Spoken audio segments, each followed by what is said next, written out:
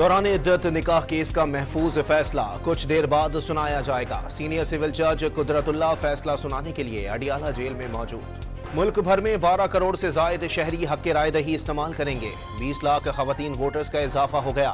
وزیر اطلاعات کی press conference. P T I انتخابی مہم چلانے نہ دینے اور گرفتاریوں کا شکوہ کر رہی ہے۔ صحافی کا سوال، وزیر اطلاعات مرتضیٰ سولنگی نے الزامات مسترد کر دیے۔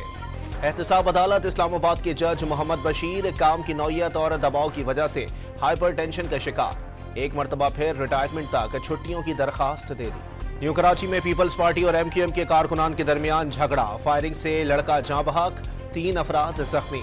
واقعے کا مقدمہ درج، 34 افراد زیر حراست۔ کراچی میں پولنگ ٹریننگ میں غیر حاضر رہنے پر ڈپٹی کمشنر جنوبی نے محکمہ تعلیم کے 11 ملازمین کے وارنٹ گرفتاری جاری کر دیے۔ نون لیگ آج گجرانوالہ میں سیاسی طاقت کا مظاہرہ کرے گی۔ جلسہ گاہ میں پارٹی پرچموں اور بینرز کی بہار، نواز شریف کارکنوں سے خطاب کریں گے۔ پیپلز پارٹی تھر پارکر کی تحصیل چھاچھروں میں پاور شو کرے گی۔ اسپورٹس کمپلیکس گراؤنڈ میں کرسیاں لگا دی گئیں۔ پنڈال پارٹی پرچموں اور بینر سے سجا دیا گیا۔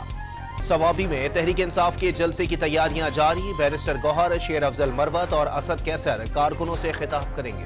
ملتان میں نون لیگ کی سابق ایم این اے عائشہ رجب بلوچ استحکام پاکستان پارٹی میں شامل، جہانگیر ترین نے پارٹی کا مفلر پہنایا۔ نیپرا نے بجلی 4 روپے 57 پیسے مہنگی کر دی، اضافہ دسمبر 2023 کی ماہانہ فیول ایڈجسٹمنٹ کی مد میں کیا گیا۔ صارفین فروری کے بل میں اضافی ادائیگیاں کریں گے۔ یہ الیکٹرک مہلک حادثات میں اضافہ ریکارڈ، گزشتہ 2 سال کے دوران مہلک حادثات میں کراچی کے 60 شہری جان گنوا بیٹھے۔ نوشہر افروز میں قومی شاہراہ پر گیس لیکیج کے باعث مسافر وین میں آگ لگ گئی، 3 بچے اور 1 خاتون جھلس کر زخمی، وین جل کر خاکستر ہو گئی۔ مچھ میں سیکیورٹی فورسز کے کلیئرنس آپریشن میں مارے گئے دہشت گردوں کی مزید تصاویر منظر عام پر آ گئیں۔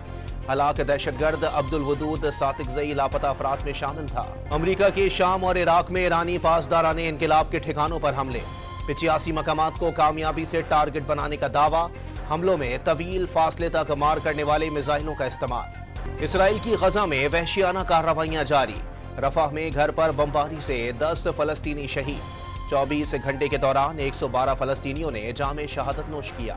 گوادر کی تحصیل اور ماڑھا میں زیر تعمیر بسول ڈیم کا بند ٹوٹ گیا، Makran coastal high way traffic کے لیے بند۔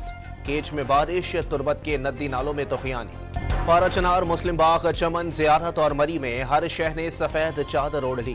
کراچی میں آج شام اور رات کے وقت گرج چمک کے ساتھ بارش کا امکان۔ اور ڈیوس کپ ٹائی میں بھارت نے پاکستان کے خلاف پہلا سنگلز میچ جیت لیا۔ رام کمار نے سخت مقابلے کے بعد احسام الحق کو شکست دی۔